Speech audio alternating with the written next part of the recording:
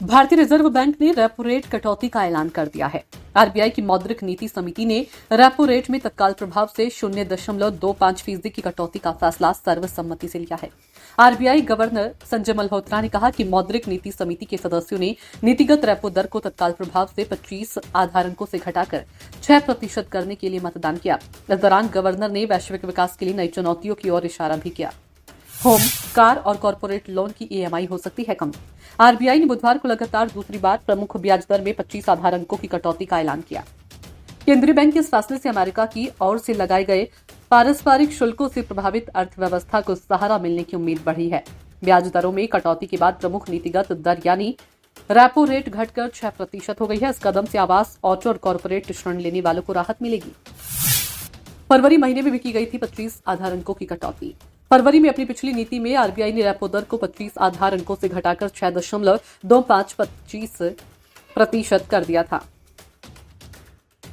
फरवरी में अपनी पिछली नीति में आरबीआई ने रेपो दर को 25 आधार अंकों से घटाकर 6.25% कर दिया था। ये दर मई 2020 में पिछली दर में कटौती के बाद आई थी। दरों में आखिरी संशोधन फरवरी 2023 में हुआ था, जब नीति दर को 25 आधार अंकों से बढ़ाकर 6.5% कर दिया गया था।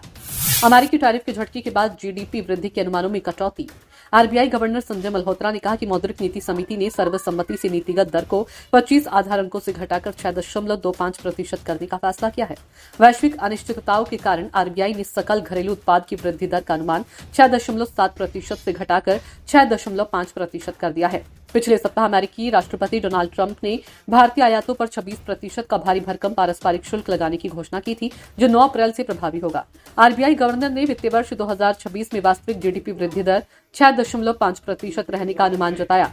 आरबीआई गवर्नर ने कहा कि नीतिगत और व्यापार संबंधी अनिश्चितताओं के कारण वृद्धि अनुमानों में 20 आधार अंकों की कमी की गई है। वित्तीय वर्ष 2025 से 26 में जीडीपी वृद्धि के अनुमान पहली तिमाही में 6.5%, दूसरी तिमाही में 6.7%, तीसरी तिमाही में 6.6%, चौथी तिमाही में 6.3%। वित्तीय वर्ष 2025 से 26 में 4% तक रह सकती है महंगाई दर। आरबीआई गवर्नर संजय मल्होत्रा ने कहा कि खाद्य मुद्रास्फीति निर्णायक रूप से सकारात्मक दायरे में प्रवेश कर रही है। वित्तीय वर्ष 2025 से 26 के लिए मुद्रास्फीति 4% रहने का अनुमान लगाया गया। फरवरी में महंगाई दर 4.2% रहने का अनुमान लगाया है। वित्तीय वर्ष 26 के लिए तिमाही बाद का अनुमान पहली तिमाही 3.6%, दूसरी तिमाही 3.9%, तीसरी तिमाही 3.8%, चौथी तिमाही 4.4%।